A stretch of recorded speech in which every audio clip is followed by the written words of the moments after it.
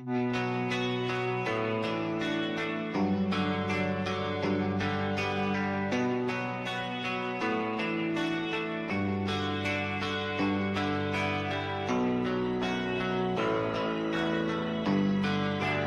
are you feeling?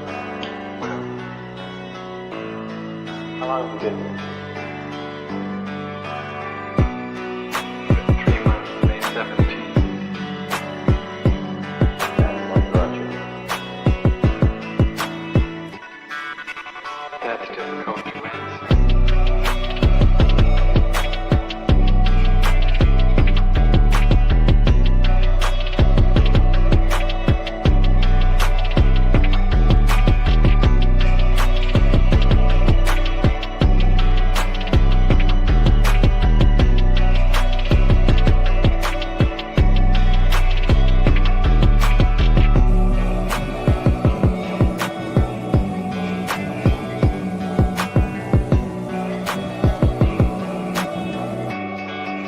To give you some idea.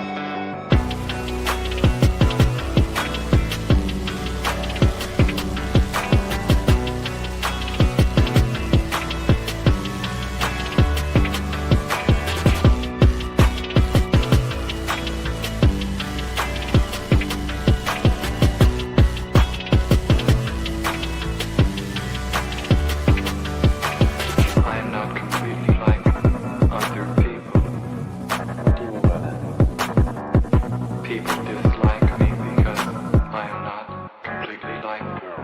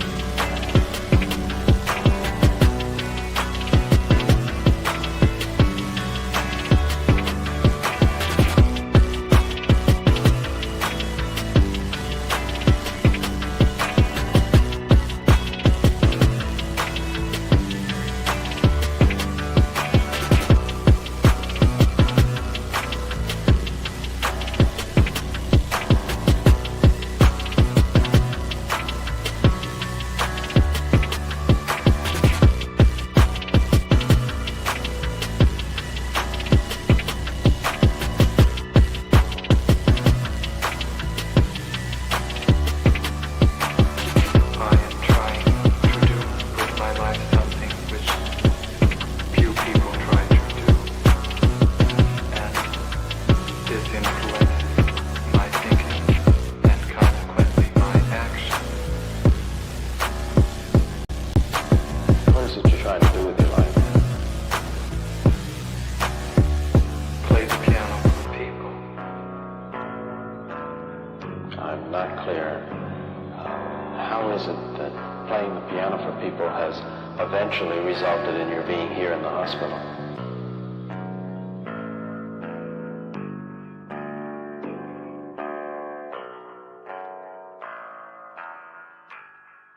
That's difficult to answer.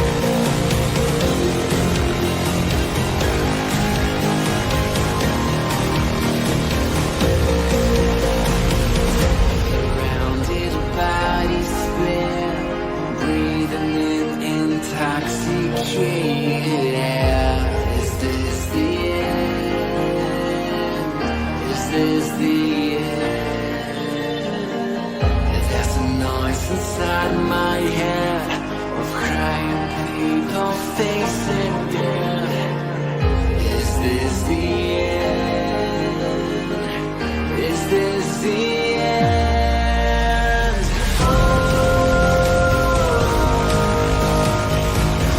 I'm burning in the stone pit.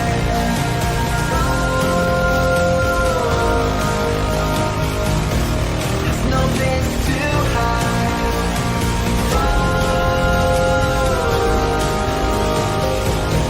I'm burning in the stone pit.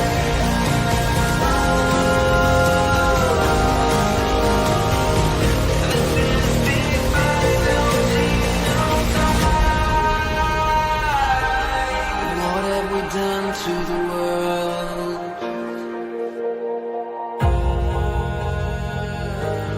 What have we done to the world?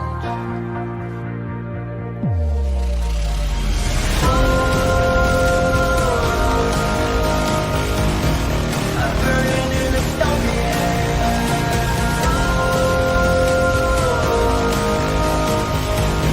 There's no place to hide.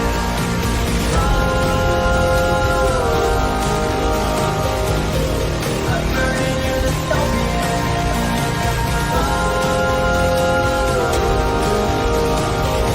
This is the final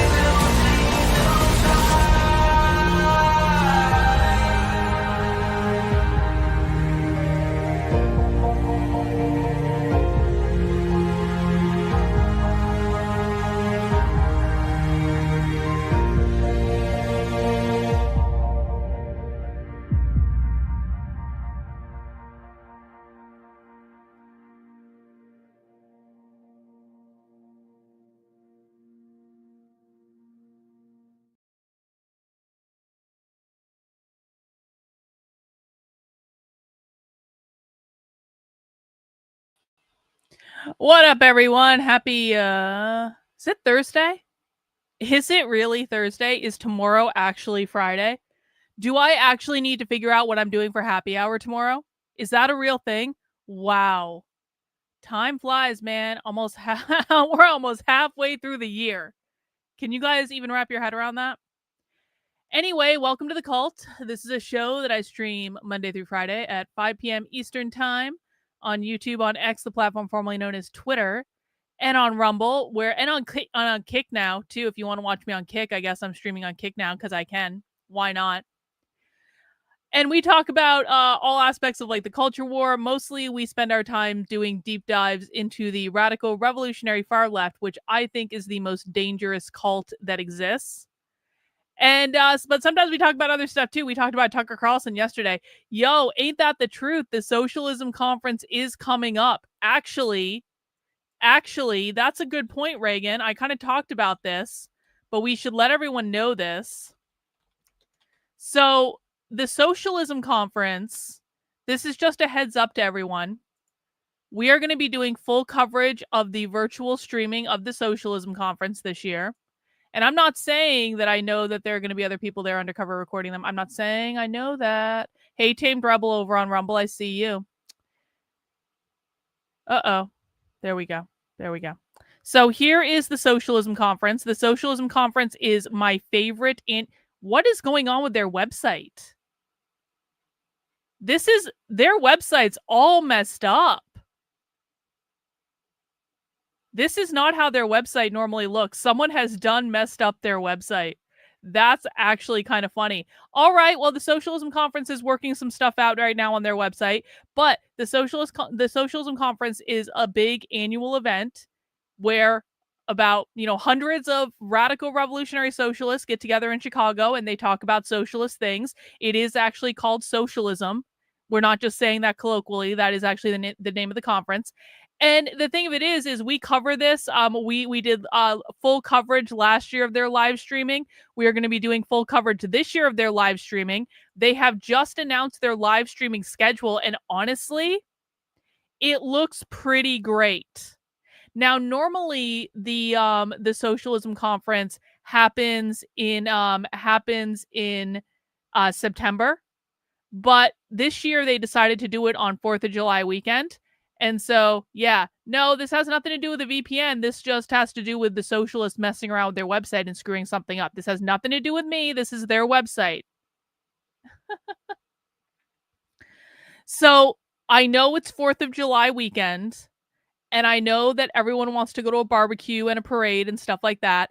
But on 4th of July weekend, from July 3rd through the 5th, I'm going to be streaming the Socialism Conference, like nonstop. And basically, it starts in the evening on July 3rd, which is a Thursday, and we only get one presentation on July 3rd. And then we get a full day of presentations on July 4th and another full day of presentations on July 5th. And they're going to be streaming all of this on their YouTube channel.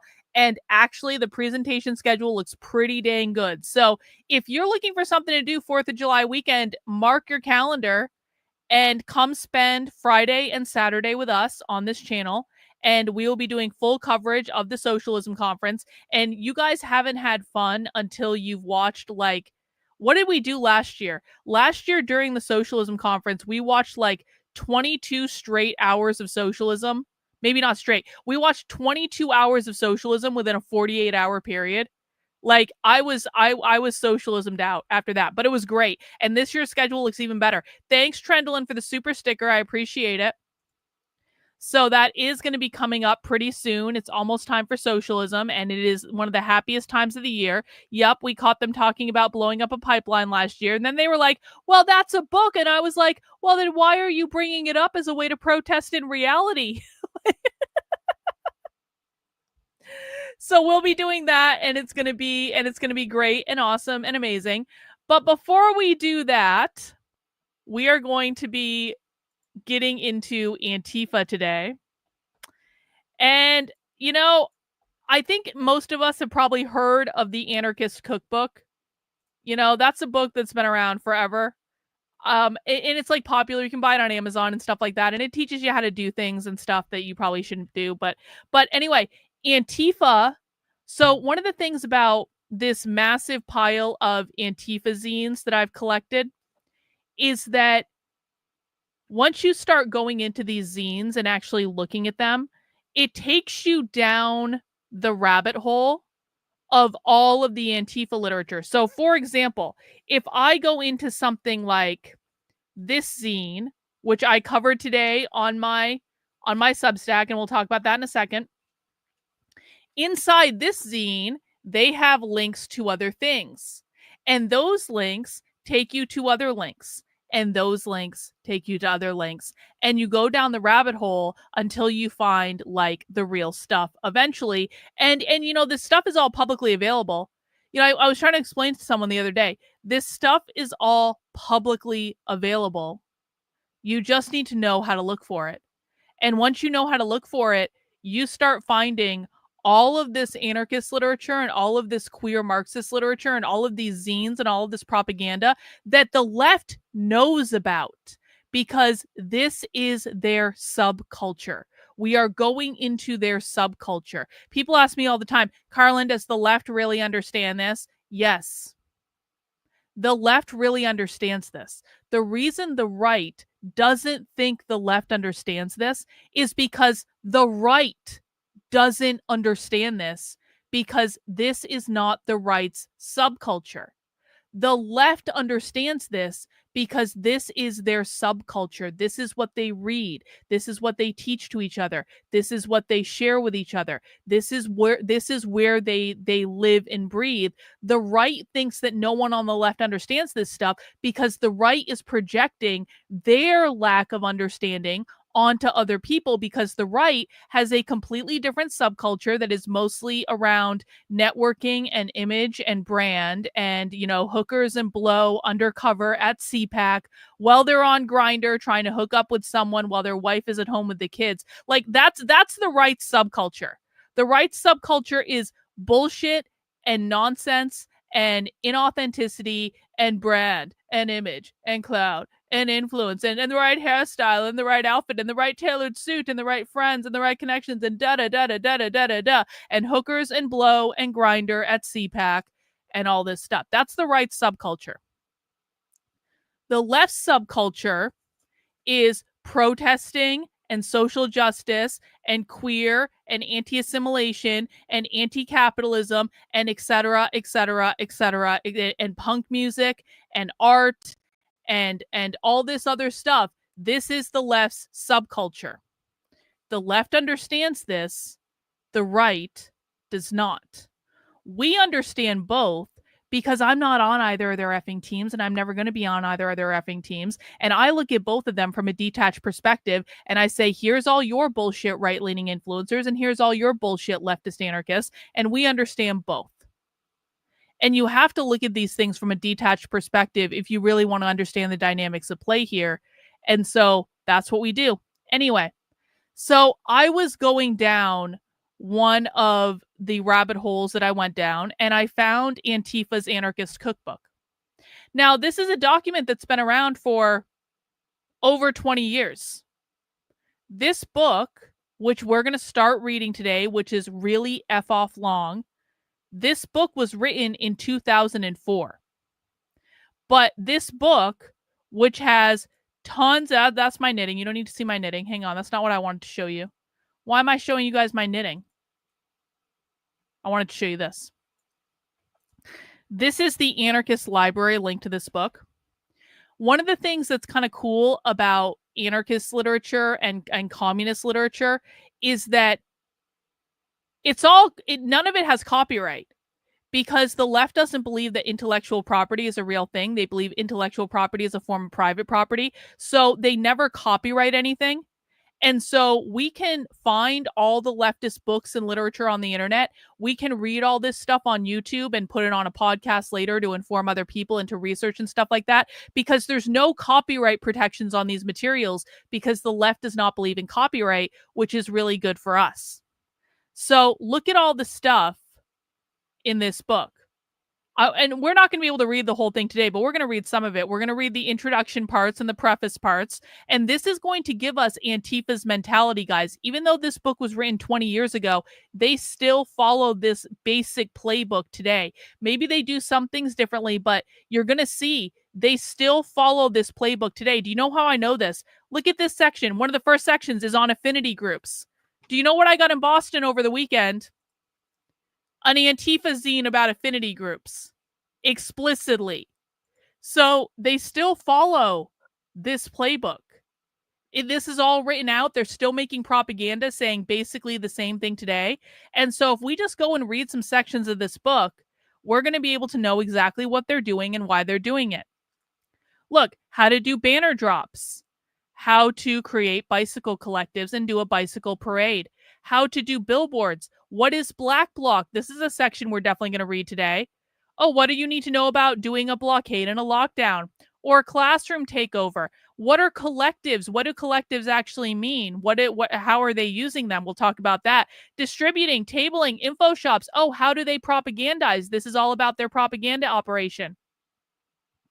Nope, you're thinking of a different thing. Not the same thing. Not the same thing. Not the same thing. It's important to pay attention. It's important to listen. This did not come out in the 60s. This came out in 2004. And this is Antifa's version. This is not the version you buy on Amazon.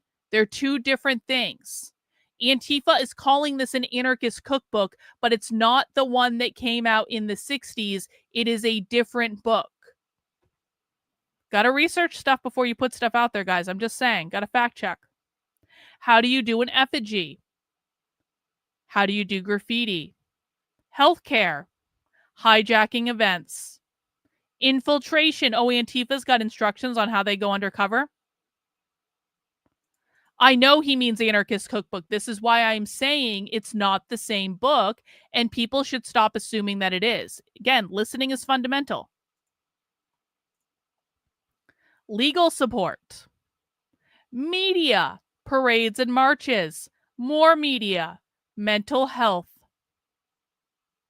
non-monogamous relationships. We've got a lesson about polyamory here. That's going to be great. We're going to look at that.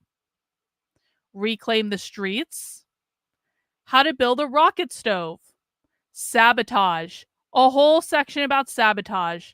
And then screen printing, and then a section about sex. I'm a little terrified to read the section about sex. Oh, shoplifting. Okay. Oh, wow. Smoke bombs. They're teaching each other about that. Solidarity. Spell casting. Squatting. Stenciling. Stickering. Surviving a felony trial. I don't know what this think tank is, but that looks like it could be interesting. Undermining oppression. Oh, how to make torches. Good information to know. Undermining oppression. Utilities. Wheat pasting. This means posters and stuff like that. So we've got this book, and it seems to have a lot of helpful material in it. And so we're just going to spend some time researching and reading. And that's what we're going to do today. We're going to read their handbook. Now, this handbook, the actual like visual one where you can actually see like the images they use and stuff like that, this is available on the Internet Archive. I'll put this in the chat. We are not going to read the PDF because it's just going to be more difficult to do it that way. But if you guys want to follow along with the PDF because it's more visual, you can actually see the visual stuff there. So that's an option. You can also follow along in the internet, the Anarchist Library. This is called Recipe for Disaster, subtitle, An Anarchist Cookbook. Again, this is not the same popularized version of the Anarchist Cookbook. This is explicitly Antifa's Anarchist Cookbook. That's why it's called Recipes for Disaster. And we're going to be reading that. But before we get into it, as a reminder, guys, the very best way to support the work I'm doing, exposing and decoding the far left in America, is by heading over to my Substack. That is Karlyn, KARLYN.substack.com. And we are actually doing this show today as an episode of the Counter Revolutionary Book Club. Now, I know I need to upload the other episodes to the Counter Revolutionary Book Club. But the Counter Revolutionary Book Club is where we basically read far left documents and we break down their own training materials. I've been posting the Antifa zines on the Substack to the Counter Revolutionary Book Club because it feels like the most appropriate place to post them. We also have a large back catalog of gender and queer documents that we've been kind of working on. You know, I've been skipping around a little bit. Yes, I know I owe you the podcast uploads. I know. But we have been skipping around a little bit, but you can find the reading list over there. Again, all of these materials are free on the internet. This is where we go into the less owned training materials and we talk about it and we actually see this is what they are teaching each other behind closed doors. The Counter Revolutionary Book Club also exists as a podcast. You can download it on Apple Podcasts and Spotify. I tend to do recordings of the Counter Revolutionary Book Club on Thursdays on the 5 o'clock stream. So that is why we're doing it today. In fact, let me get my handy dandy. Look, there we have a logo now. Look at that, logos. See, everything needs to be branded. So guys, if you want to support the work I'm doing, head over to the Substack, sign up for $8 a month, $80 a year. I'm 100% independently funded by you. I can't spend all this time on the internet researching with you guys and breaking stuff down and showing you what they're writing and saying and all that stuff if you don't fund the work I'm doing. So if you have the ability to do so, please make sure you're funding me over on the Substack, $8 a month, $80 a year. I really do appreciate it. Another way to fund my work is, of course, by sending in super chats or things like that. That also helps out. And if you're not in the position to financially fund what I'm doing right now, that's okay. I do try to make most of my materials free on the internet, and I'm able to do that with the generosity of people who are in a position to fund it. So when you fund my work, you're keeping the materials free for everyone. There have been time periods where I had to lock down access to my materials because people were stealing my work and stuff like that, and they were sharing it in other places on the internet. I think I've kind of stopped that now by branding my stuff excessively, which I don't like doing, but I have to do it because otherwise people will steal my work. And so, and then no one knows where it's coming from, and then I can't get people to fund it. So it is a vicious cycle. But I do appreciate people supporting the work I'm doing. And again, you can do that over on the Substack. You can do it by sending in super chats. So there are some other ways you can do it in the chat below. In fact, one of the best ways to support my work is by heading over to Red Menace Press. This is my book publishing website because I do write books. I have like 3 or 4 different books that I'm working on right now. I've already published several books this year. And I want to remind people that we are still in Pride Month, believe it or not. And I wrote a little short story for Pride Month called Alice in Queerland. And I had a ton of fun writing this story. It is a dark satire based on Alice in Wonderland, obviously, except Alice goes down the DEI rabbit hole and Wonderland is completely queer. And I had a ton of fun writing this. The book has a couple reviews up. I haven't really talked that much about it, so I appreciate people who have taken the time to buy it or read it. It is a very short story, and so you can find that over on Amazon. Of course, you can also find another fictional book I released this year called The Communist Manifesto, a Revolutionary Fairy Tale. And this is actually my own version of like 1984 or Brave New World. I wrote a dystopian fiction because I also wrote a book ranting for 400 pages about the Communist Manifesto. I had the Communist Manifesto on my brain. And so I decided to write a dystopian fiction based on the Communist Manifesto. And honestly, it's one of the best things I've ever written. And I really love it. And you can read the reviews of people who've read it over on Amazon, but I hope you guys will pick it up. I'm probably more proud of this book than anything I've ever created. And if you like things like Brave New World or 1984 or The Giver or Fahrenheit 451 or Logan's Run or dystopian things like that, you're gonna love this book. I promise you. So pick up your copies. All of this does fund the work I'm doing. And if you like my work, please leave a review on Amazon. It really does help out. And I really, really, really appreciate it. All right. Let's dig in, shall we? Let's dig in. So we're just going to start reading this and we're just going to see where it goes. I'm going to use my handy dandy audio reader, of course, so I don't have to read the whole thing. And so I do want to read the introduction to this. And then I'm not saying we're going to read absolutely everything in this book because I think we might skip around a little bit. But I do want to read the introduction. I want to read this part, the disaster part, disclaimer, preface. I want to read the affinity groups thing, and then we're going to kind of decide where we go from there. All right? So everyone has the links in the chat. You guys can follow along, and I would love your observations in the chat as well. In fact, let me turn on the video. Let me turn on the video overlay. Should I do that in this? Yeah, maybe. Hang on. Should I do something like this maybe? That's probably better. That is probably better. Okay, so we're going to read this. Oh, shoot. Hang on. There we go. Now I can actually see things again. All right, we're going to read this, and we're just going to start at the beginning. And if you have comments, please let us know in the chat, and we'll talk about what all this stuff means and as we make our way through. So let's get my reader up. Not that one. This one. And can I move you? I can. Oh, look at that. Okay. Play. Please work with me, natural reader. Don't do this to me. Don't do this to me. There's no reason for you to not work right now. It's trying so hard. It's like this is a big ass website. If I have to load the PDF, oh, yep, yep, okay. If I have to load the PDF into their website directly, I will. I always have a PDF backup. Anarchist Library does everything in PDF, but we're just waiting for, okay. All right, so now the plugin has totally frozen the browser. That's great. Give me 1 sec. I just need to load the PDF into the thing. Plugin be gone. Oh, no, it's not even working now. That's just great. I love it when I pay for technology that doesn't actually work. Exit page. 1 sec. It's not useful to ask questions when we will be reading the book.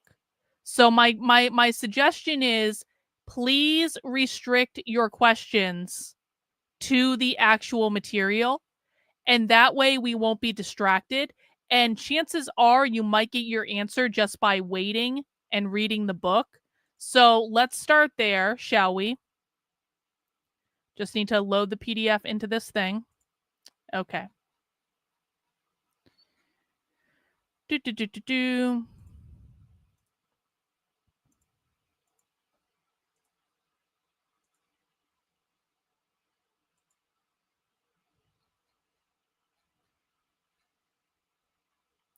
This is usually a little bit more effective at actually reading things. Okay. All right, let's start here and let's hope it works this time. Actually, hang on. I'm going to make this a little bit bigger so you guys can see it better. Oh, come on. Seriously? Fucking seriously? Okay.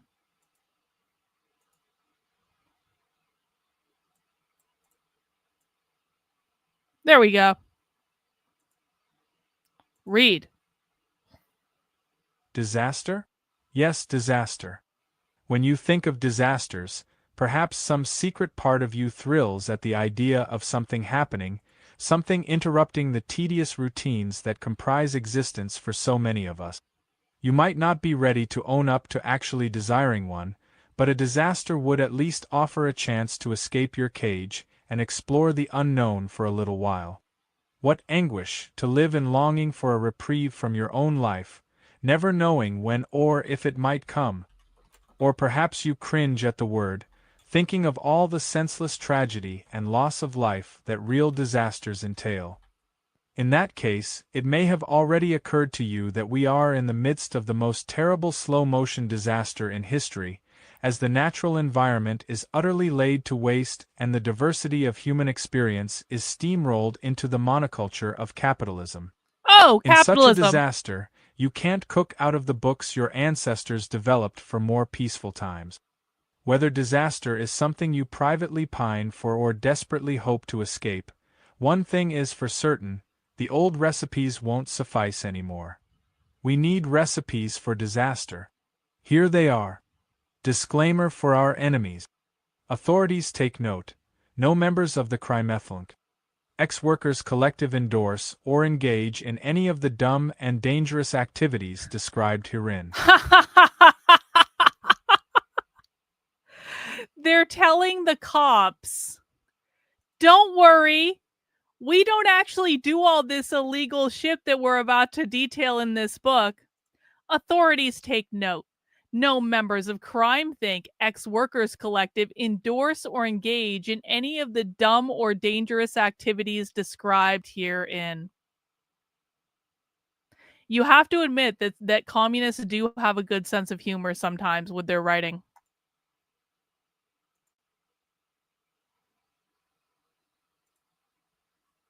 As middle-class beneficiaries of capitalist iniquity, we have no incentive to contest the structures that guarantee our special privileges, nor do we ever do so. Just ask our colleagues. The we utilized in these pages is the anarchist we. It refers to all those whose actions proceed from the social continuum of anti-authoritarian resistance, and does not necessarily denote any of the editors of, contributors to, or hangers-on associated with this work. We're so busy cashing in on others' insurgency that we wouldn't have time to participate even if we wanted to. Honest, officer? Your potential inconvenience, the Crimethlunk. Action faction. Disclaimer for our friends.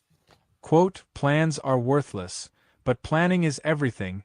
Keep yourself steeped in the character of the problem you are called on to solve. President Dwight D. Eisenhower, 1957. A quote. These are indeed recipes for disaster. Anyone with the slightest experience in the field knows that nothing ever goes as planned, especially not the first time. Inevitably, at that tense, trembling moment you call in the bomb threat, the receptionist will hang up on you before your recording device plays it, and you'll realize you only brought... Just so we're really clear, they didn't actually give a definition of anarchism. The definition of anarchism, they're talking about anarcho-communism, which is a world without the capitalist United States government and no private property ownership. That's what that means. Inevitably, at that tense, trembling moment you call in the bomb threat, the receptionist will hang up on you before your recording device plays it, and you'll realize you only brought 1 Dean quarter. This book can serve as a source of information, but it is meant at least as much as a source of inspiration. It is an attempt to broaden the public toolbox, to encourage others to try out ideas of their own.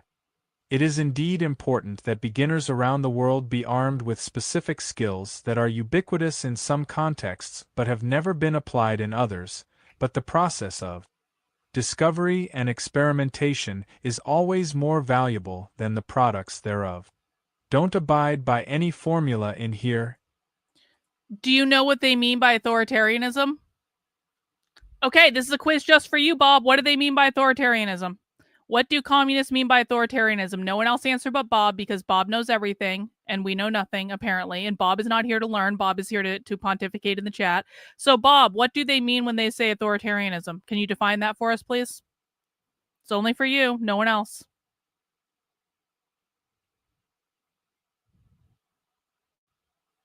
Hey, thanks, Tommy, for ordering my books. I appreciate it. Bob, we're waiting for you. Girl, I literally listen to your James Lindsay song multiple times a week. No, you don't. Because I don't play the James Lindsay song multiple times a week. So, Bob, if you actually listen to my James Lindsay song multiple times a week, you'd be able to answer my question, which is explicitly clear. What do they mean when they say authoritarianism?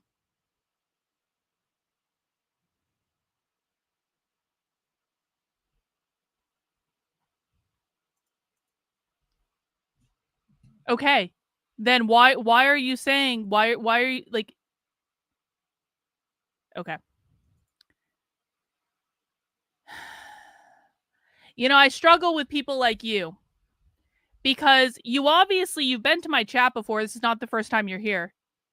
And yet for some reason you are still deflecting on what these definitions are. And for some reason you are telling people that we have evidence sitting right in front of us that we don't have. So maybe don't do that. Don't ever say to someone in my chat, that's what you're looking for, when nothing of the sort has actually been provided. That's not what they mean. We deal in evidence. We hinge into reality. Okay, yeah, actually, Bob, can you tell us what they mean when they say capitalism, please? What do they mean when they say capitalism? You watch my stuff multiple times a week. This should be a very easy answer. What do they mean when they say capitalism? Probably the question I should have started with. What do they mean when they say capitalism? What does that mean?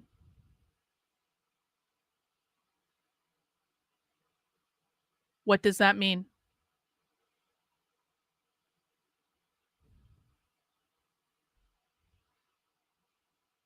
What does that mean?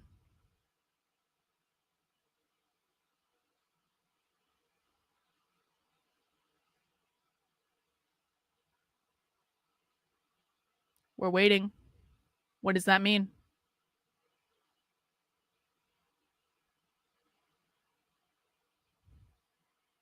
Multiple times a week, Bob. What does that mean?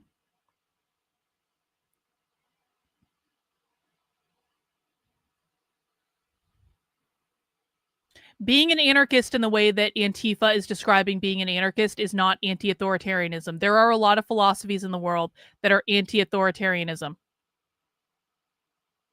I don't give a flying fuck what you think. I don't give a flying fuck what you feel. You are in my classroom right now. You listen to me multiple times a week, according to you. You should know well enough to know you are in my classroom. So you don't fucking backtalk the teacher when you're in her classroom. And you're learning that lesson right now. And if you ever do this shit again, I'm going to embarrass you again. When anarchists like Antifa say anarchism, what they mean is no capitalist United States government and no private property ownership. There is a completely different set of anarchists called anarcho-capitalists who also want to abolish the government, but do agree with private property ownership. Okay, Bob, you're getting timed out for the rest of the day now. Congratulations.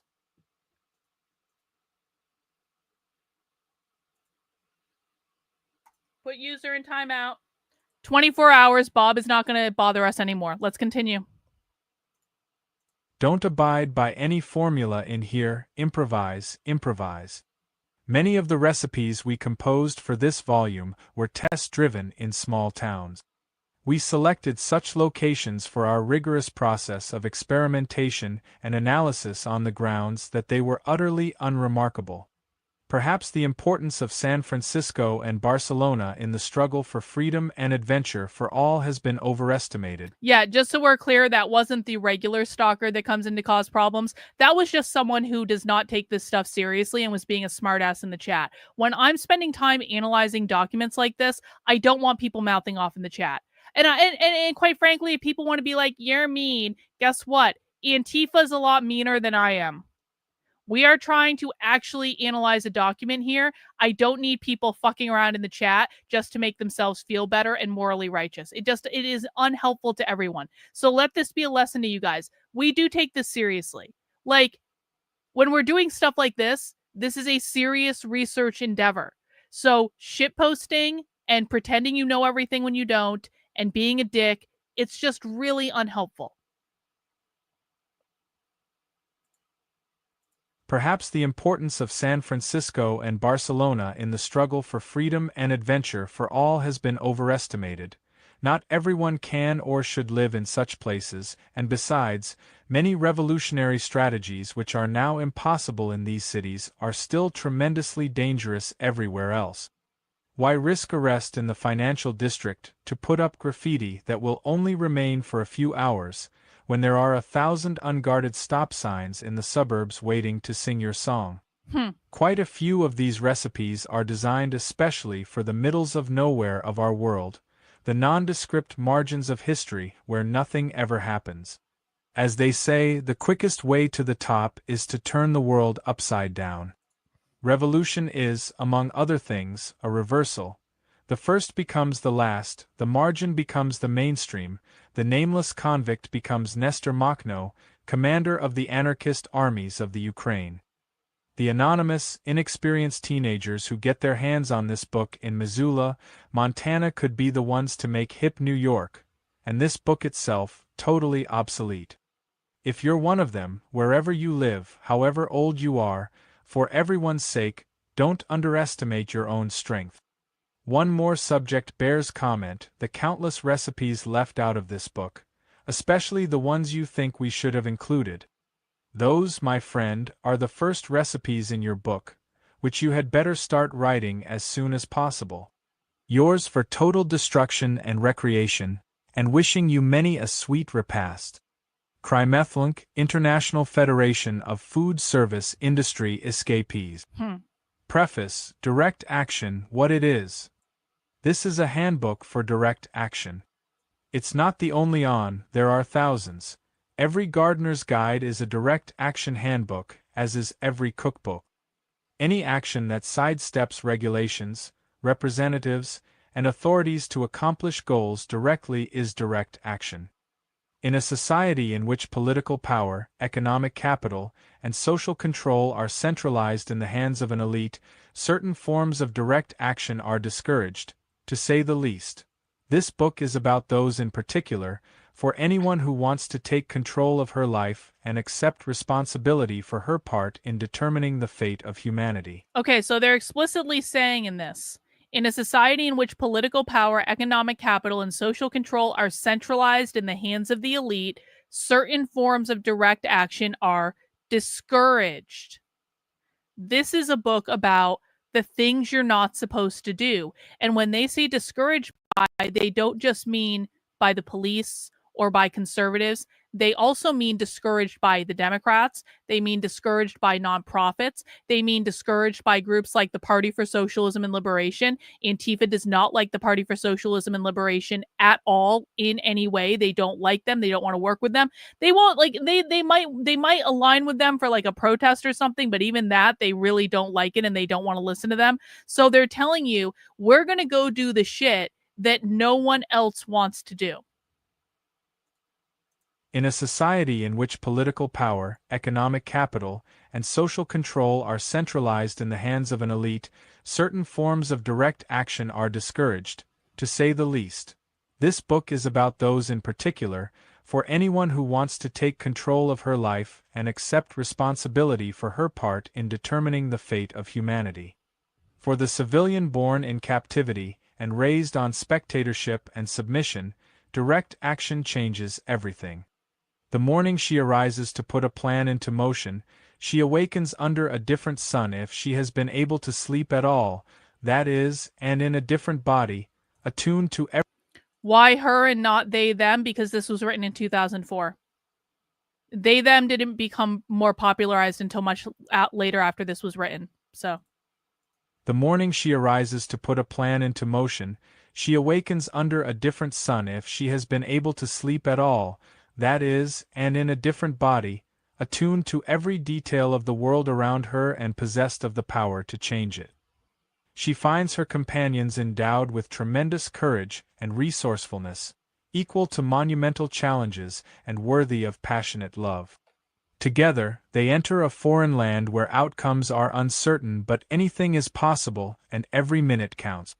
Direct action versus representation.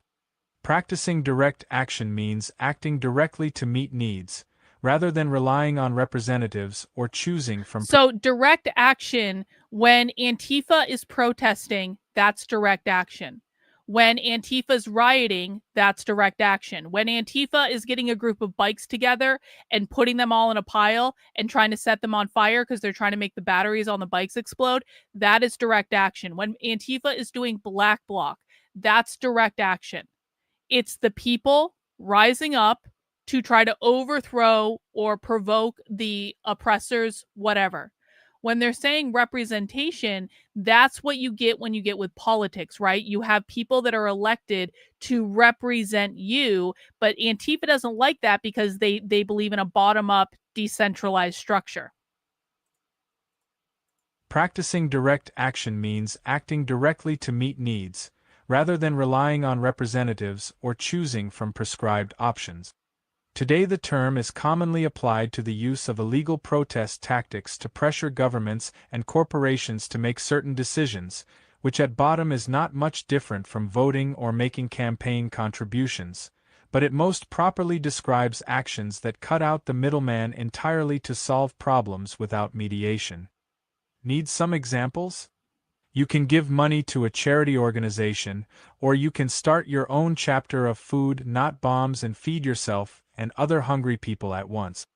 You can write an angry letter to the editor of a magazine that doesn't provide good coverage of the subjects you consider important, or you can start your own magazine. You can vote for a mayor who promises to start a new program to help the homeless, or you can squat unused buildings and open them up as free housing for anyone in need. You can write your congressman, asking him to oppose a law that would allow corporations to cut down old-growth forests, but if they still pass that law, you can go to the forests and stop the cutting by sitting in trees, blockading roads, and monkey-wrenching machinery. The opposite of direct action is representation. There are many kinds of representation. Words are used to represent ideas and experiences.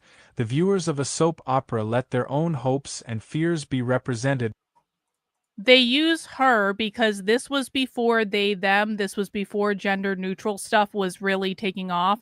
They use her because it is women who are oppressed by the patriarchy. It's progressive stack. It's taking the oppressed group and putting them on top. Has nothing to do with the Bible. They don't care about the Bible. They don't care about Christianity. They don't attack Christianity as much as conservatives seem to think they do. There are absolutely Christians on the left. Has nothing to do with the Bible at all. And again, guys, this is like the third time I've had to explain this. Like, they're using her because this was written in 2004 before gender neutral or they, them stuff really got popularized. Now, that's not to say they weren't kind of talking about the gender neutral stuff back then, but it was a lot less and it wasn't as popularized. And that's why they're doing it. If they have to choose between he and her, they're going to choose her because of the gender hierarchy. That's it.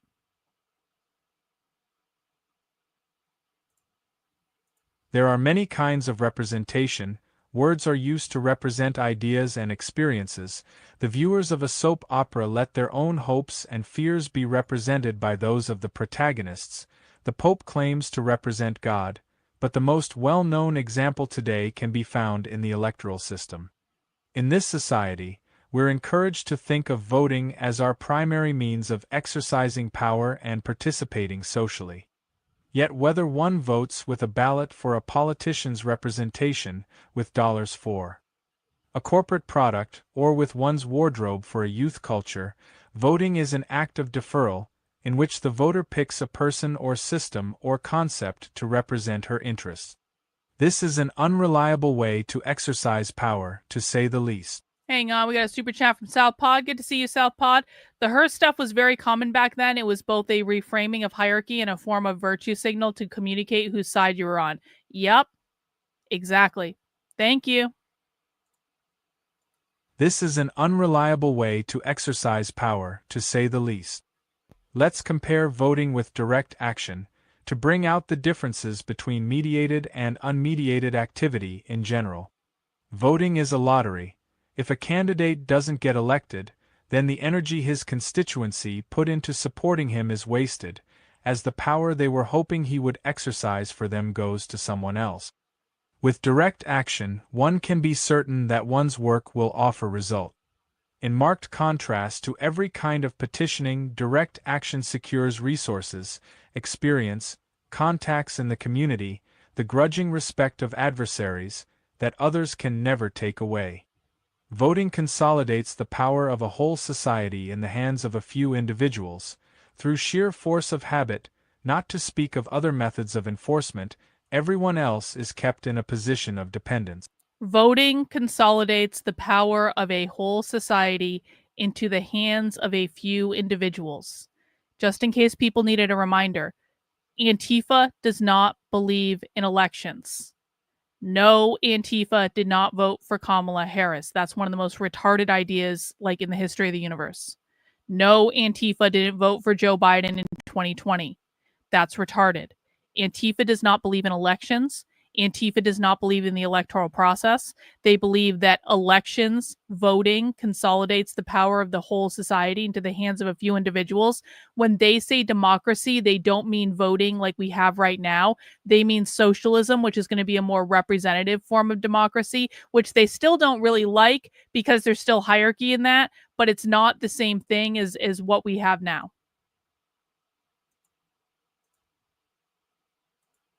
In direct action, people utilize their own resources and capabilities, discovering in the process what these are and how much they can accomplish.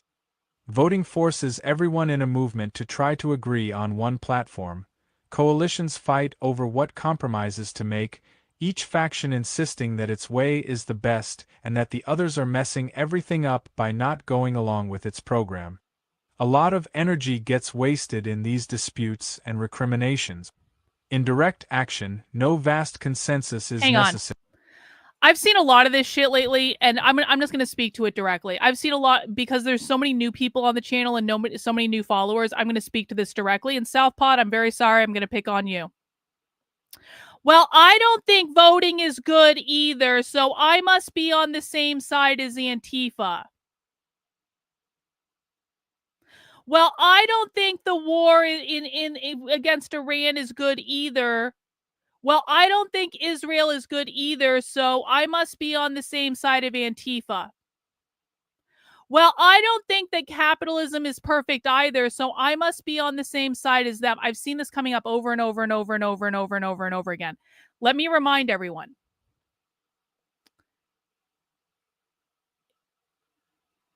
You do not hold the position that you have for the same reason as literal communists hold this position. So you might not think that people should be able to vote unless they do what you want them to do, but quite frankly, it doesn't fucking matter.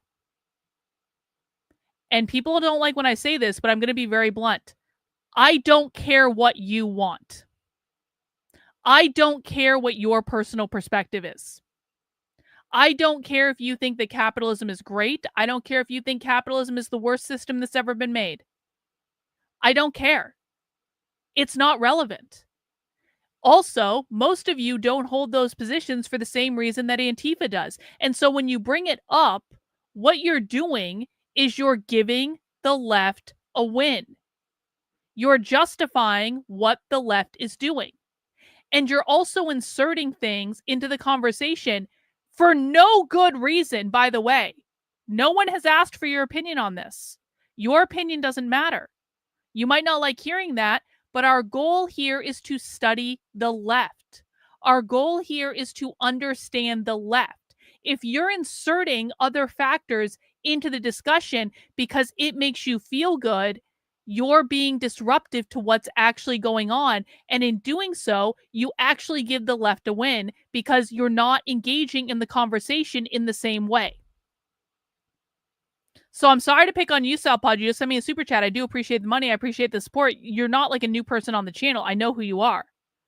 But I'm getting really sick of people coming into my comments and saying, well, they have a good point with this, Karlyn. They have a good point with that, Karlyn.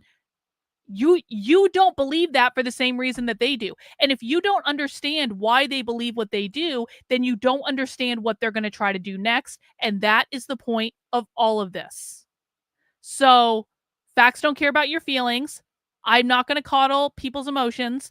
I don't care what you think. I don't care what your perspectives are. If you really believe like the same thing as communists do, go to a communist YouTube channel. Because our goal here is to understand the left and is to study the left and is to understand their perspective. And your perspective has nothing to do with this. So please refrain. Thank you. In direct action, no vast consensus is necessary. Different groups apply different tactics according to what they believe in and feel comfortable doing, with an eye to complementing one another's efforts. People involved in different direct actions have no need to squabble, unless they really are seeking conflicting goals, or years of voting have taught them to fight with anyone who doesn't think exactly as they do. Conflicts over voting often distract from the real issues at hand, as people get caught up in the drama of one party against another, one candidate against another, one agenda against another. With direct action, the issues themselves are raised, addressed specifically, and often resolved. Voting is only possible when election time comes around. Direct action can be applied whenever one sees fit. Voting is only useful for addressing topics that are currently on the political agendas of candidates, while direct action can be applied in every aspect of your life, in every part of the world you live in. So they're saying voting is significantly less powerful in terms of actually eliciting change than direct action is, because you can only vote at certain times. You can only vote for president once every 4 years. You can only vote for your representatives in Congress either every 2 years if they're in Congress, or like the House of Representatives, or every 6 years if they're in the Senate. You only get to vote for your state reps every couple of years, or maybe, I don't know if some states do it every year.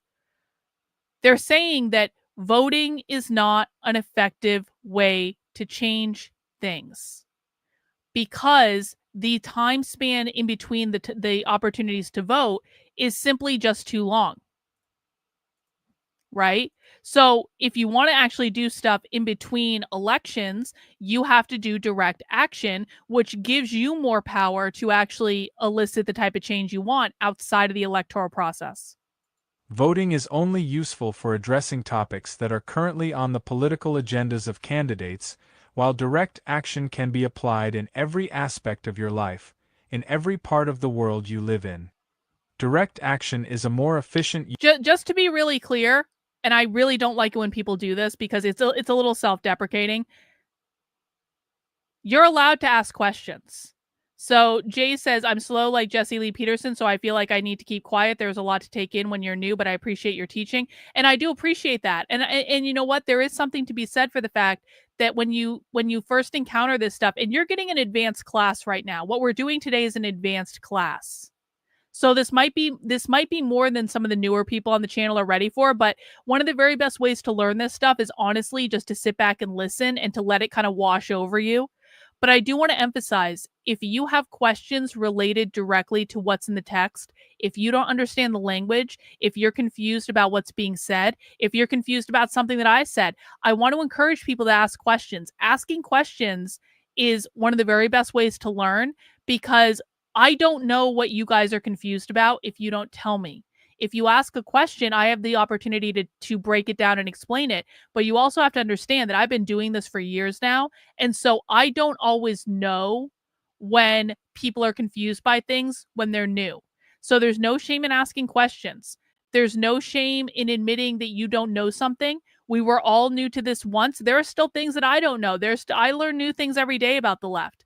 And so listening is fine. It's a great way to learn, but asking questions is also really critical to the process. And I just want to encourage people, if you're new to this, especially to reading leftist stuff, please don't be afraid of me just because I yell at people sometimes. If you're asking questions in good faith, I'm probably not going to yell at you. And if I do yell at you, it's because I want you to learn. I'm not trying to be mean to you. I'm not trying to make you feel bad.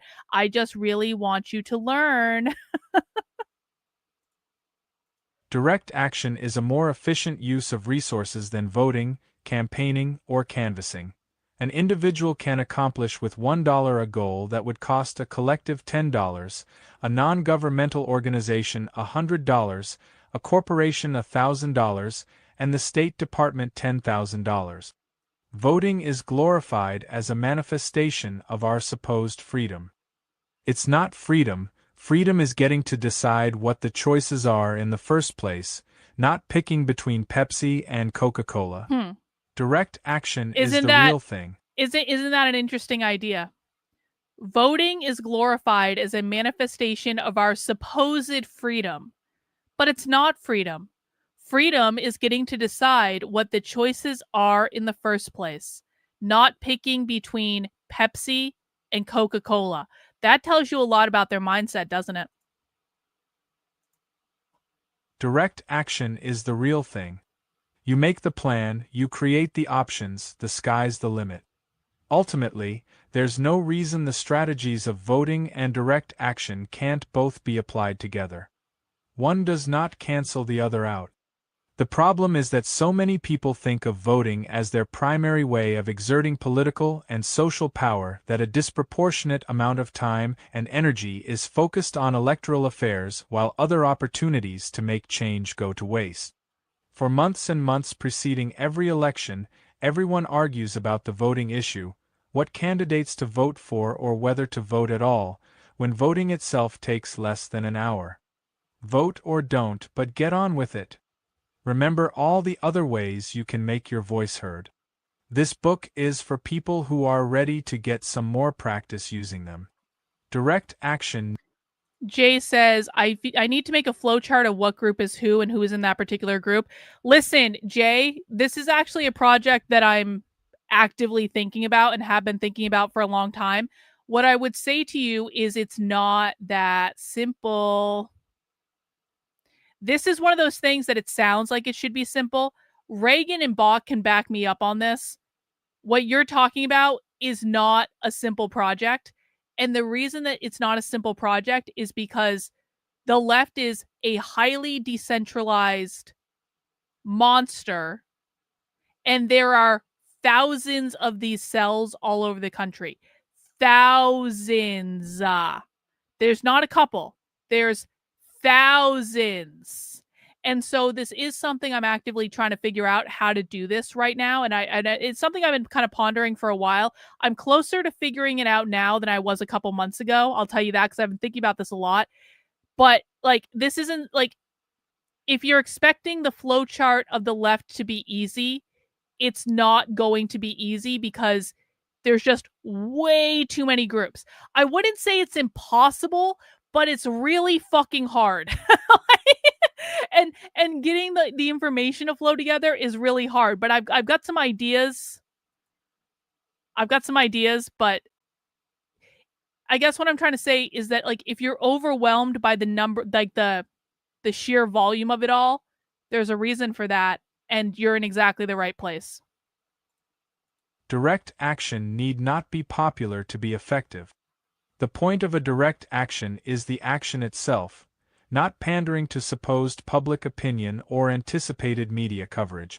Those raised in democracy monoculture on the assumption that voting is the alpha and omega of social participation often presume that the only possible purpose of any political activity is to convert others to a position in order to build a constituency. Oh, wow. Consequently, they fail to recognize the broad diversity of roles direct action can serve. Okay, we need to just go. This is actually really telling.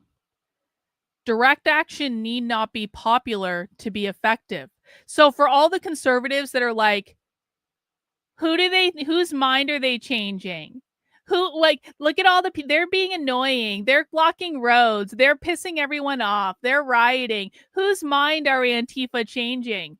Well, Antifa would say direct action is not to be, the direct action need not be popular to be effective. The point of direct action is the action itself, not pandering to supposed public opinion or anticipated media coverage. The reason that the right is it, like, the reason the right has the perspective it does is because basically all the right does is pander to public opinion or anticipated media coverage. And Antifa's saying, we don't give a flying fuck if you like us or not. We don't give a flying fuck if you cover our things. We're not doing it for you. We're doing it for the purpose of the direct action itself. And if you want to support us, great. And if you don't want to support us, that's fine too. And if you want to cover it and put it on the news, great. And if you don't want to cover it and put it on the news, that's fine too, because it's not the goal. They're not trying to pander to public opinion. They're not trying to pander to the media. They're doing the direct action for the sake of doing the direct action. That is the reason. Does everyone understand this?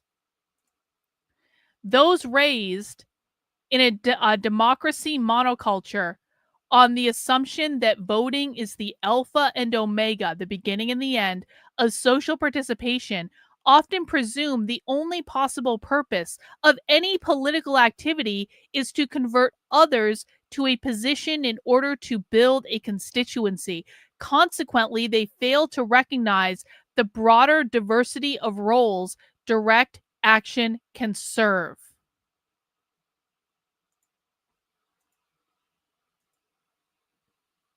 These are the people who are always quick to pontificate about how graffiti hurts the public image of the movement, or how individual artistic projects are irrelevant to the needs of the people. But helping convert the masses is only one of many roles a direct. Do not ever say anything like this in my chat again. You will not fucking Fed post in my chat. Do not, and this is a lesson to everyone else. Do not ever say anything like this in my chat. We denounce all violence. I don't promote you guys hitting people with cars. Fuck right off. This is not productive, and quite frankly, it makes me think you're probably not smart enough to be here. So do not ever do this again. You're getting a 5-minute timeout. This is getting removed. Do not ever fucking do this again. The fact that I even have to say that is mind-boggling. Thank you, Southpod. Why don't they use kinetic forms of direct action? The anarchists in the 1900s went way further. Antifa seems not to want to go that far. Antifa just attacked an ICE facility last night and set off a whole fuck ton of fireworks in front of it to try to hurt people. So I don't know what you're watching on the news, but they kind of are. I disagree with the premise of your thing. Hey all, are we talking about the fun part of Antifa? Yes. Yes, Antifa is about fun. Let me see.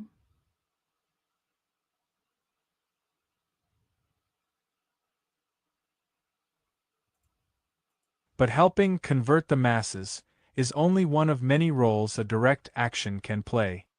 Let's go over some of the others. Direct action may simply solve an individual problem. A household needs to eat, so food is grown, dumpstered, or stolen. An advertisement is offensive, so it is torn down or adjusted. A circle of friends wants to learn more about Latin American literature, so a reading group is established. Direct action can be a means for a small group to contribute to a community. People need to know that a rapist has been active in the neighborhood, so flyers are made and posted. Police are out of hand, so a cop-watching program is initiated. Direct action can be an opportunity for small groups to get used to work. A cop-watching program. Direct action can be an opportunity for small groups to get used to working together in larger networks. The slumlord won't fix anyone's apartment, so a tenants' union forms to organize a rent strike. Direct action can be applied to sway the opinion of a whole nation, but it can also be addressed to a small, specific group that can more easily be influenced. Street graffiti may not. Are there other extreme left groups like Antifa? I only hear about Antifa. Yes, there are many other extreme left groups. There's Bashback. Bashback has overlap with Antifa, but Bashback is separate from Antifa. They've recently reconstituted, so we're probably going to end up hearing more from them. There are many groups on the left. We focus on Antifa because Antifa is some of the they have a really wide organizing network all over the country. They're highly active. They're not afraid to go out and actually just like do the things they say they're going to do. Not all groups do this, or they don't do it as frequently as Antifa does. So Antifa is the one that people generally think of. But, well, you know what's funny? Boss Bully Boy, I don't know if you saw the thing I posted on Substack earlier, but Antifa has a zine where they're shit-talking BAM. But yeah, BAM is another far left group, but apparently Antifa wrote a zine, or like some people in Antifa wrote a zine, I should say, where they were overtly shit-talking BAM. And I was like, that's actually kind of funny, actually. Yeah, Food Not Bombs too is also another gateway group to Antifa. Direct action can be applied to sway the opinion of a whole nation, but it can also be addressed to a small, specific group that can more easily be influenced. Street graffiti may not be taken seriously by middle-class adults, but some of their children experience it as a revelation. Direct action can be for the benefit of isolated individuals, rather than the mainstream. A wheat-pasted poster reading PM Concrete doesn't burn may not be widely appreciated, but it will help others who share this sentiment to feel that they are not entirely alone and insane, and it might inspire them to turn their silent rancor into expressive projects of their own.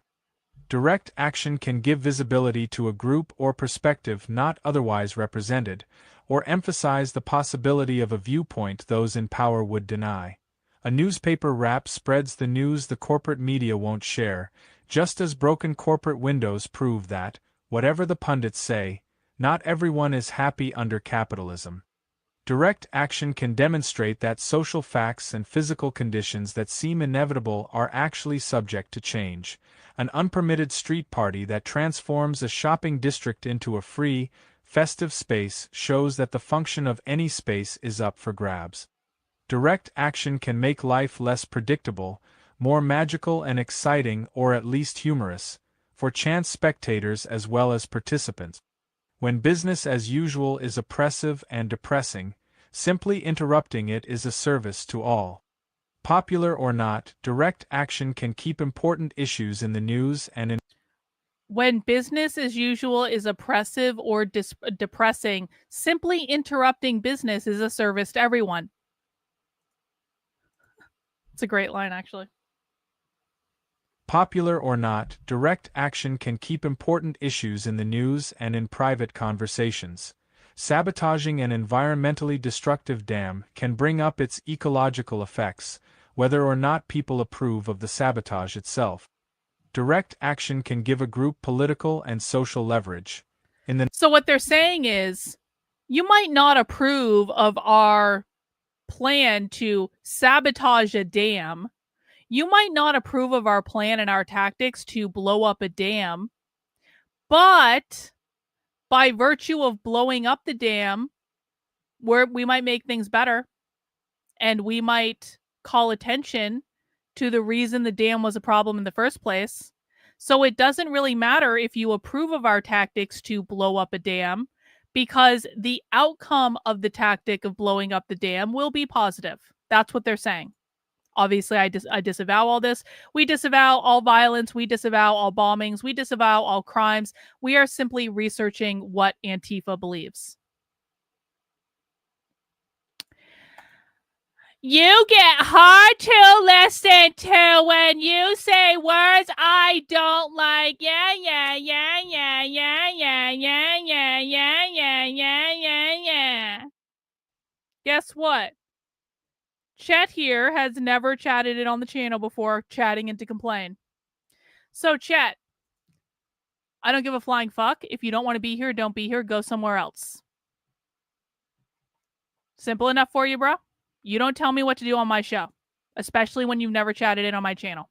Direct action can give a group political and social leverage.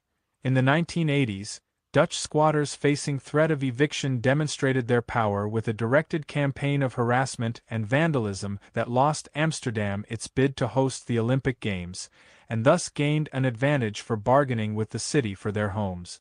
Direct action can provide a deterrent. After the demonstrations during the meeting of the World Trade Organization in Seattle, no nation but Qatar would host the next WTO summit. People who would not otherwise oppose their governments going to war may do so if they how war will trigger massive demonstrations that will cripple business and interfere with daily life. So I mean, this is they're telling you what they're doing now. I know this was written 20 years ago, but people who would not otherwise oppose their governments going to war may do so if how war will trigger massive demonstrations that will cripple businesses and interfere with daily life. So all those anti-war protests that people find so annoying, Antifa's like, that's the point. They're trying to annoy people. They're trying to say, listen, if you guys go to war with Iran on behalf of Israel, you're going to have to deal with us protesting all the fucking time. Do you really want to deal with that, guys? Do you really want to deal with a third year in a row of college encampments? Do you guys really want to deal with mass protests in the street all the time? Did you guys see they just did mass protests yesterday? Party for Socialism and Liberation spun up mass protests on a Wednesday, like all over the country. And they did it in like 24 hours. And they're doing it now because they're highly organized now, so they can do that. And so it's like they're saying, do you guys really want to deal with these protests like all the effing time? Because if you don't want to deal with these protests all the time, then maybe we shouldn't be supporting war with Iran. That's literally happening right now. People who would not otherwise oppose their governments going to war may do so if they how war will trigger massive demonstrations that will cripple business and interfere with daily life. Direct action can hinder corporate wrongdoing by inflicting financial losses. Animal rights activists have driven several fur corporations out of business by means of vandalism, obstruction, and picketing. Direct action can discredit or disable nefarious organizations by connecting them in the public mind to violence and trouble. If every time a racist party tries to hold a meeting it ends in street riots, no city is likely to permit them to meet openly and few converts will join their rank. If one of the political parties, and by the way, when they say racist political party, they mean both the Democrats and the Republicans, not just the Republicans. If every time a racist party tries to hold a meeting, it ends in street riots, no city is likely to permit them to open freely. So if we as Antifa just go cause a lot of problems every time there's a meeting of people that we don't like, then in the future, cities will think twice about hosting these things, and that's going to make it more difficult for them to actually do them. Direct action can polarize opponents. When one cannot persuade or at least coexist with adversaries, a campaign of provocation and interference can drive them to a paranoid extremism that will alienate them from everyone else. Direct action can set an atmosphere for an event. If banners have been dropping and pirate radio stations broadcasting all week, everyone will expect the weekend's corporate trade conference and anarchist counter-demonstration to be historic, and that expectation will help itself come true. Direct action can demonstrate tactics that others can appropriate and use themselves. For years, these tactics may only be relevant to a small minority, until in a time of crisis they are suddenly indispensable to everyone. When the crisis hits, it will be to the advantage of all that some have already been practicing and perfecting these skills, and that everyone else has at least heard of them. Direct action can save lives and give those who engage in it back their dignity by enabling them to confront injustice directly, as in Animal Liberation Raid. It can be the best form of therapy, helping those who AD to cure feelings of boredom, hopelessness, and impotence. When one is doing nothing, Everything seems impossible. Once one has begun doing something, it is easier to imagine what else is possible and recognize opportunities as they arise. Direct action offers the chance to cash in one's convictions and desires as the life experiences they rightfully should be. Don't just think about it, don't just talk about it. This is a good opportunity to remind people that when the left is talking about race, they don't mean skin color. They're talking about systemic racism or institutional racism, which means the system that upholds capitalism. So they don't give a flying fuck if you go to a party where everyone is white, because when they say racist, that's not what they're talking about. To the left, whiteness is not about skin color. When they say whiteness, they mean people who did not work in the sun. That means the boss, the owners, the bourgeois. It means systemic racism, the system that upholds capitalism. That's what they're talking about.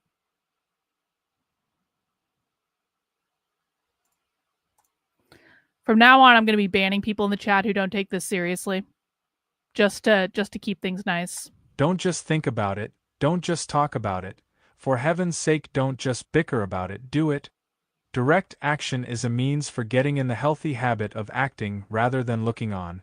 Every impulse that is allowed to flow into action is a spell cast for more of the same.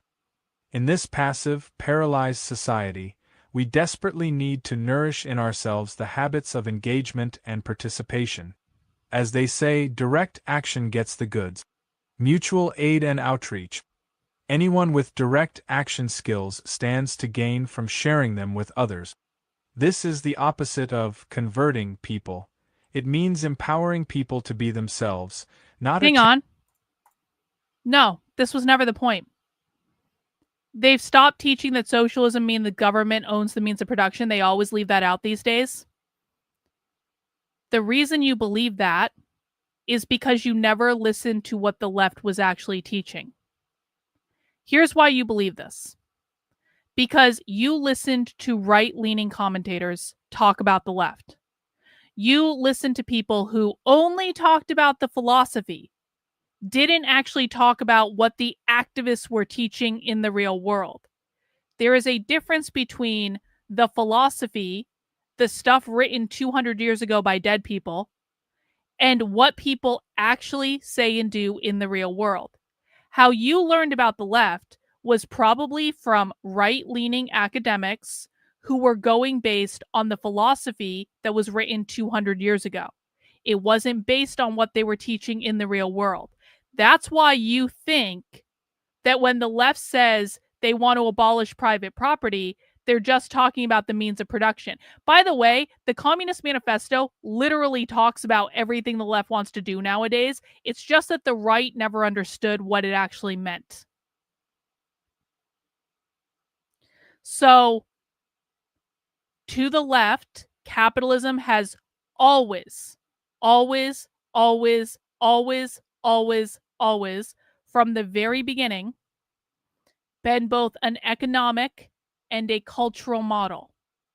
That is what they believe. It was never just about the government owning the means of production. That's just one teeny, teeny, teeny, tiny little aspect of it. When they say they want to abolish capitalism, they mean the cultural model of capitalism, and they literally always have. This is why it's so important to actually hinge into reality with what the left believes, because you believe things that are not true based on how right-leaning influencers have taught this information to their audience.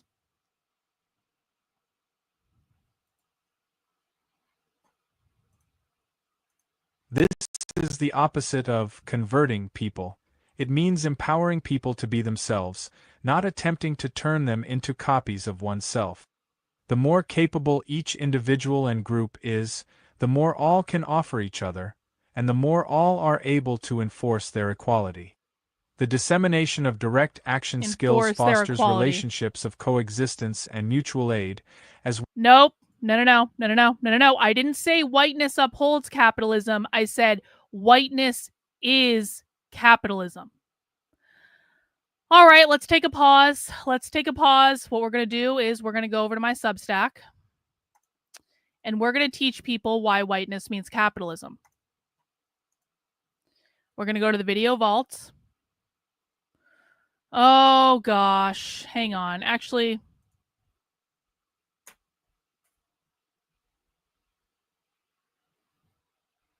is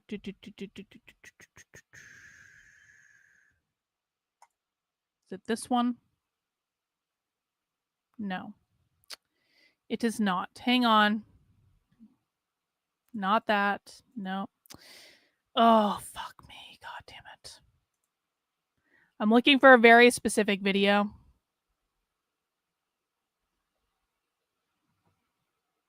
No, no, no.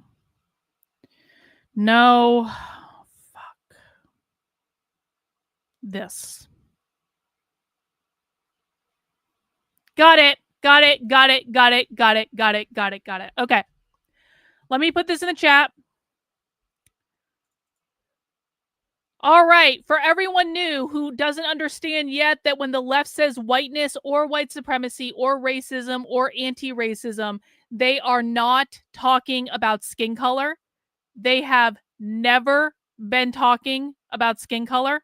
There has not been a single time in the history of the left when they've been talking about skin color. How do I know that? Because I literally wrote a book about it. It's called A Brief History of Racism. You can buy the book on Amazon if you would like to buy the book. It's a really short book. This will present with you.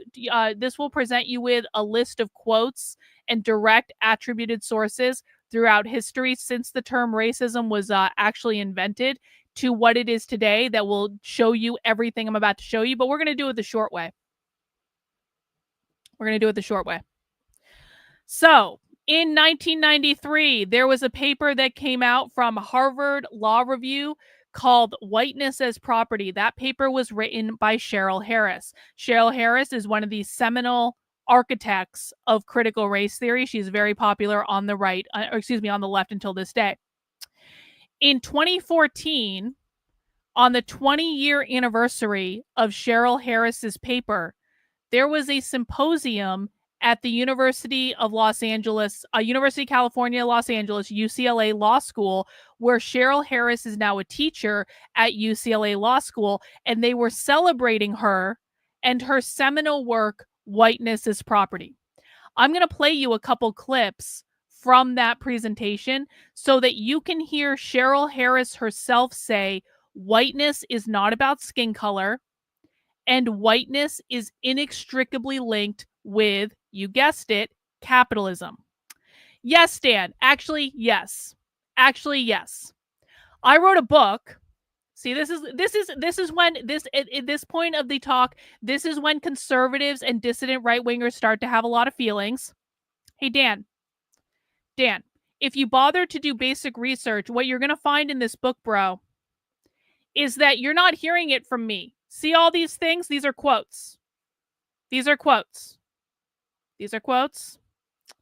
All throughout the book, quotes. So yes, I am actually an expert on this because I've been studying it for years while you were still thinking that whiteness meant skin color. So what you're going to hear in these clips is that you're going to hear Cheryl Harris directly tell you, this is not about skin color. This is about private property ownership. This is about capitalism. And don't ever fucking tell me what to do. Listen, I've been very, very nice for a couple of weeks with all the new people, but I think all the new people are getting a little comfortable because now all the new people are starting to give me direction, and you're going to find out pretty quickly that doesn't work out well for you. If you don't want to be here, you don't have to be here, but I'm taking the time to teach you something, and you're not going to critique my tone, and you're not going to critique how I do it.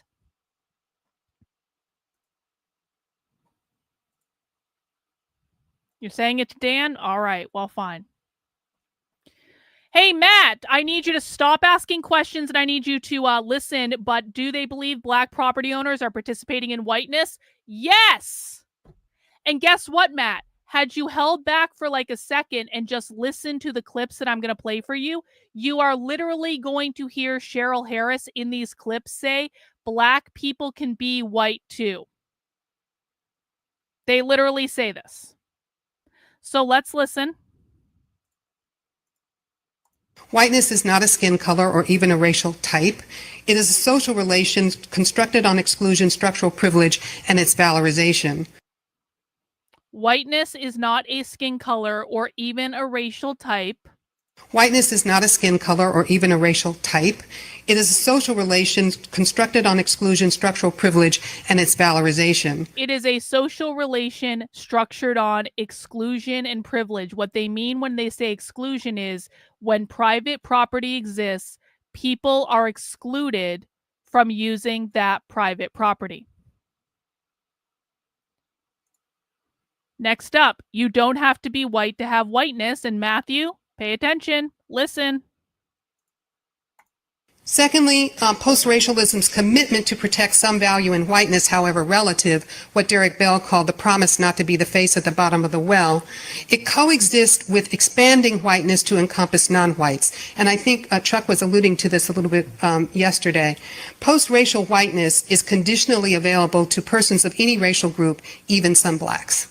Post-racial whiteness is available to anyone of any racial group, including some blacks, and the blacks that they're referring to are blacks who are engaging in capitalism, business ownership, private property ownership, stuff like that.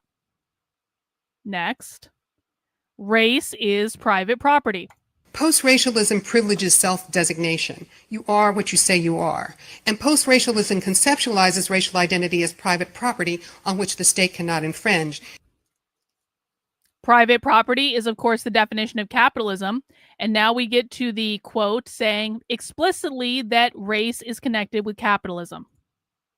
Rather than mobilizing a sense of linked fate that dismantling racial hierarchy is joined with addressing the problem of capitalism, these projects are placed in opposition, and the challenge to white entitlement or white privilege is then recast as an elitist, anti-populist project. Again? Rather than mobilizing a sense of linked fate that dismantling racial hierarchy is joined with addressing the problem of capitalism. Dismantling racial hierarchy is joined with addressing the problem of capitalism. Let me go to another article that I have. Actually, if I go to Woke 101, I think it'll be in here. Where is it? I have other things I want to show you.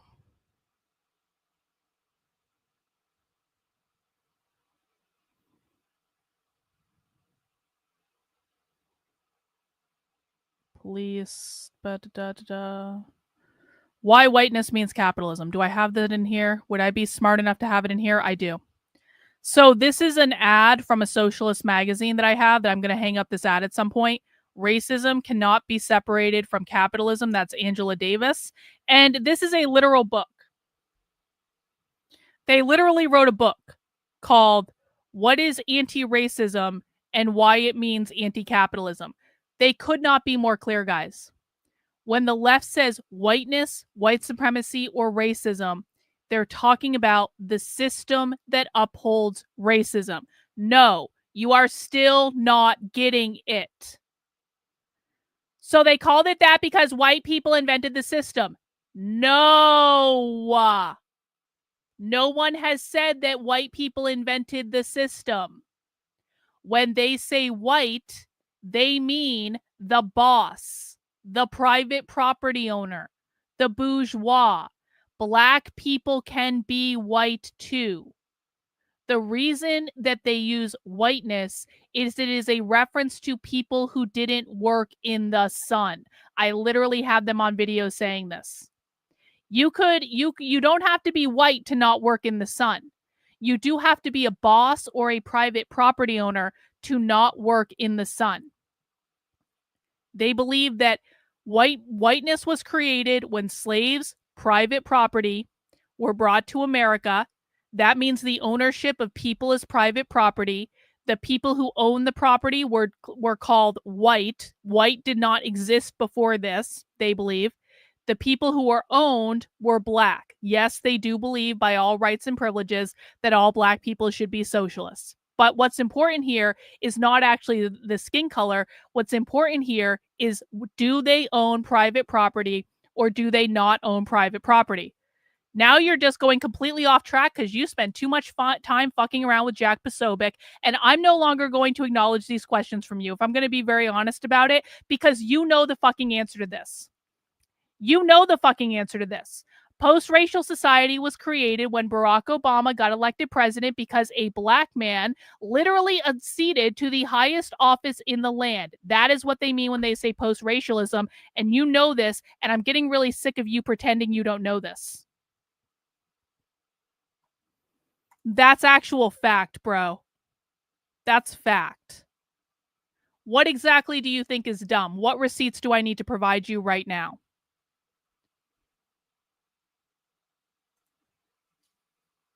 Cheryl Harris literally said that we created a post-racial society when Barack Obama was elected president. We've talked about this. What happened to him is he's hanging around with Jack Posobiec too much, and he's picking up Jack Posobiec's talking points. I've seen this happen a million times.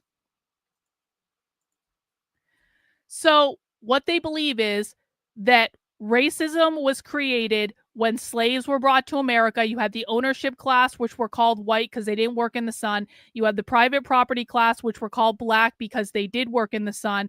Therefore, ergo, their skin was darker because they worked in the sun. And that is the hierarchy that was created because capitalism, private property ownership, literally created slavery.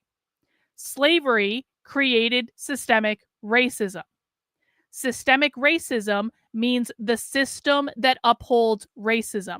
Private property ownership is the system that upholds racism. Therefore, private property ownership or capitalism is the system they are referring to. What is anti-racism and why it means anti-capitalism? I have a hard time believing you don't know that, though. And again, I appreciate you. I really do. But I really think that this is happening because you're hanging around Jack Posobiec's side of the internet too much. And the reason I say this is because I've seen what happens when people find my content from James Lindsay's content, and then they continue to watch James Lindsay after they find my content. They come to the channel confused all the time. It is very easy for me to tell when someone is watching James Lindsay's content and interacting with my content because they have no fucking idea what's going on because they're bringing James's talking points into my chat. You're bringing Jack Posobiec's talking points. So that's what that means. I don't mean to be a dick about it. I'm in a little bit of a pissy mood today because it's really hot. But like, whiteness is not about skin color. Whiteness is about capitalism. I hope that's clear to everyone. It is what you're doing. You just don't know it because you don't realize how much it's influencing you. I would like the old Stony Baloney back, please. He was pretty rad. We love the old Stony Baloney that wasn't hanging around Jack Posobiec's side of the internet all the time. Anyway, if people have questions about that, there are write-ups on my Substack about it. I've done countless videos about it. I don't really want to keep going into this anymore right now, but if you have questions, I will certainly try to help you out with them. The dissemination of direct action skills fosters relationships of coexistence and mutual aid, as well as undermining hierarchy and oppression. When people are similarly informed, equipped, and versed in taking initiative, they have more at stake in learning to get along, and freedom and equality necessarily proceed. Accordingly, anarchists and other partisans of direct action do not give orders or offer leadership. Direct action is an adjective followed by a noun, not a verb followed by an object. Instead, they demonstrate options by acting autonomously, being careful to extend to others whatever knowledge and resources experience provides, this book being a case in point.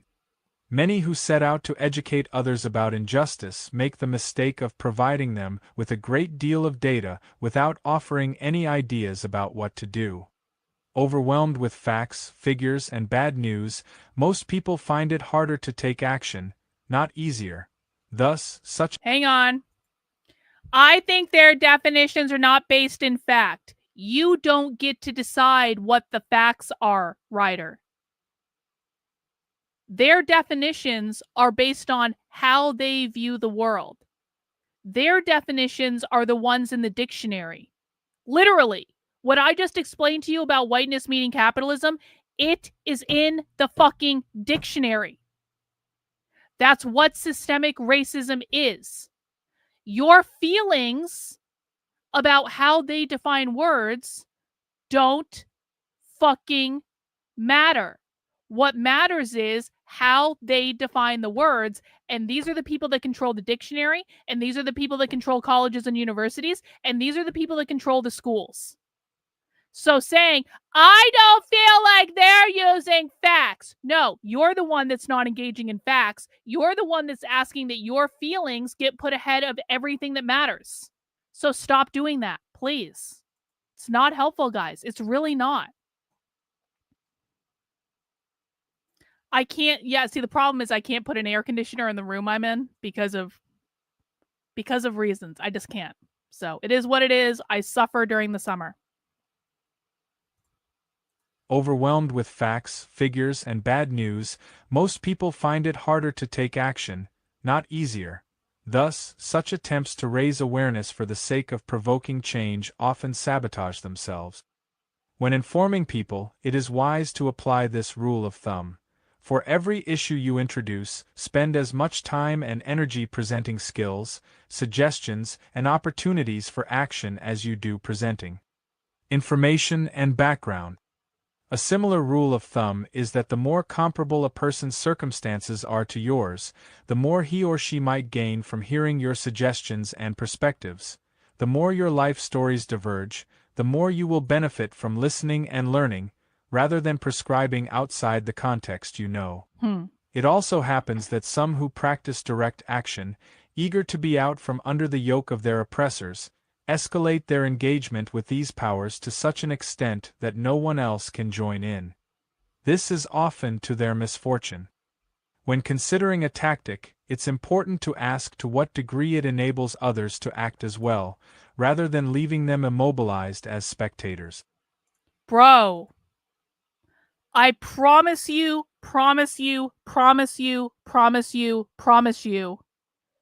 that it's going to be significantly easier for you to understand this if you stop hanging out on Jack Posobiec's side of the internet. It has nothing to do with skin color. Most socialists are white. It has nothing to do with skin color. The vast majority of people we watch on this channel are white. It has nothing to do with skin color. It has nothing to do with European nothing. You are hanging out with Jack Posobiec and his audience, and this is why you think this. I'm not going to... You know better than this, bro. You just do. Every piece of evidence and data that we have from the left disproves this racial narrative bullshit over and over and over and over and over again. And quite frankly, the purpose of what we're doing here right now is not even to talk about this. So can we please stop?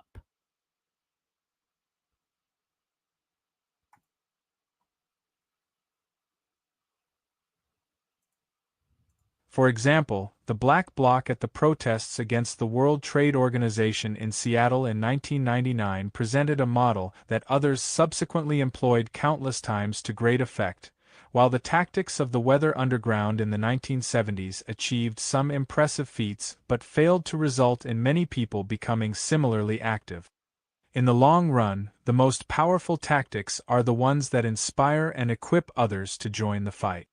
It is important to pace the escalation of a struggle so that new people get involved at a faster rate than participants are immobilized by repression. This is how the momentum that generates revolutions is created. Your enemies on high want nothing more than to isolate you from everyone else who is angry for the same reasons. Make a point of staying accessible and connected to others, so they can come with you if they like when you set out on your journey to a new world. Communities that practice direct action are often... We're not talking past each other. You just think that because you are not hinged into what the left is doing, you're listening too much to Jack Posobiec's side of the internet. We are not talking past each other.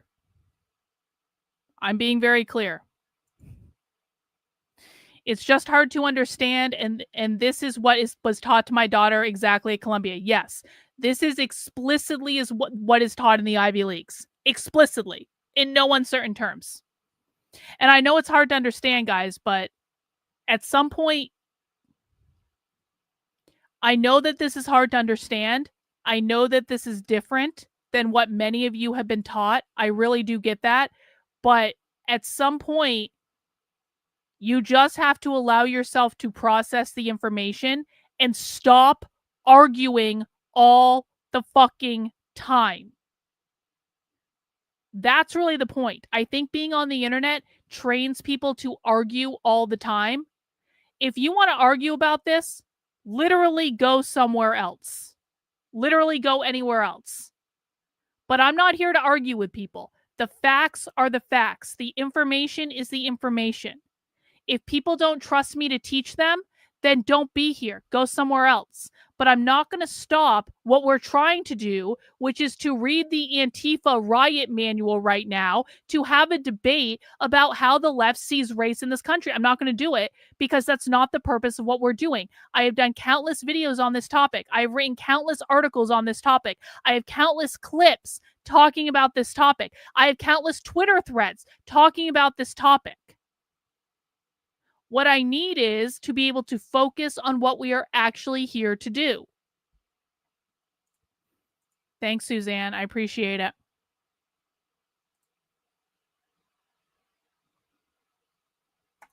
Oh, yeah? You know what? You know what? You know what? Stream over. Stream over for today. Stream over. Stream over. Stream over. I'm not doing this. I'm not doing it. Stream over today. We will revisit this and we will start again on this another day, but we're not doing it anymore today because I have an ungrateful audience who is causing chaos in the chat, who's not listening, who's not paying attention. I don't want to deal with it. Drew the Dogman, thank you for being a member of the channel. Cheers, Doc. We know you only yell because you care. Super exciting to watch your numbers jump. Yeah, well, who knows if that'll continue now because I'm no longer arguing with the chat. So I'm taking the rest of the day off. I'm going to go do other stuff. I will be back tomorrow. We will do something else that isn't this. This stream has been basically a failure so far as I'm concerned, and we're going to have to restart this book another day because I don't even remember what was in it. So that's all. See you guys later. Bye.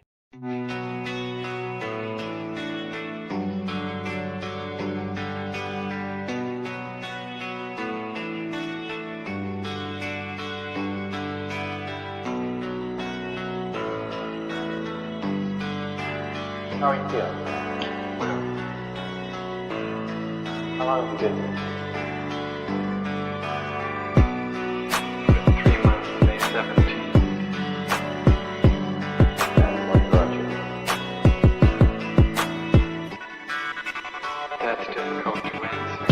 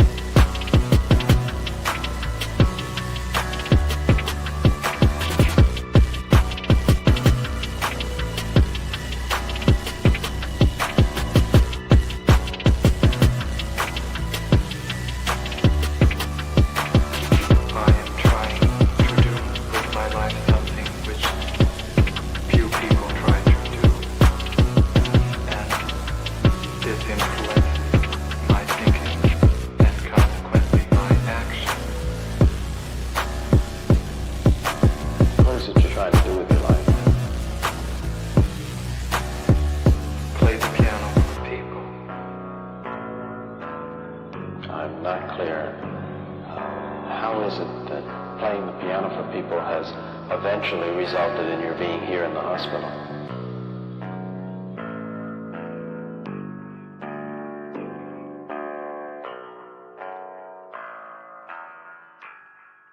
That's difficult to answer.